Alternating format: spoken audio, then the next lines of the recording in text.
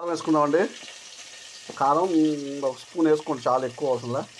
ఇంకొక స్పూన్ వేస్తున్నాం, ఎక్కువ అవసరం నేను వేసాం. ఒకసారి తిప్పేద్దాం, ఒకసారి తిప్పుకుందామండి. మంట కూడా ఒకసారి తగ్గించుకుందాం అనిపిస్తుంది, మంట ఎక్కువైనట్టుంది. సగం ఎప్పుడు సిమ్లో వండుకోవాలి, కూరలో అప్పుడు టేస్టీగా ఉంటాయి. ఎప్పుడు సిమ్లో వండుకోవాలి, ఎక్కువ మంట పెట్టుకోకూడదు, అప్పుడు టేస్టీగా ఉంటాయి. ఏ కర్రీ అయినా సరే సిమ్లో వండుకోవడం నేర్చుకోండి. లేట్ అయినా పర్లేదు, కంగారుగా తప్పదంటే అప్పుడు మాత్రం ఇది ఇష్టం. కానీ ఎప్పుడు మాత్రం సిమ్లో వండుకునే ట్రై చేయండి. నాటుకోడి కాళ్ళు ఏదైనా సరే సిమ్లో, ఏ కూర వండుకున్నా సిమ్లో చాలా టేస్టీగా ఉంటుందండి.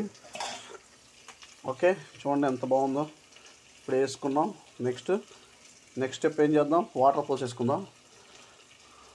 వాటర్ పోద్దాం కొద్దిసేపు, కారం కూడా వేగిన తర్వాత. ఓకే, అందరూ లైక్, షేర్, సబ్స్క్రైబ్ చేయడం మర్చిపోమాకండి.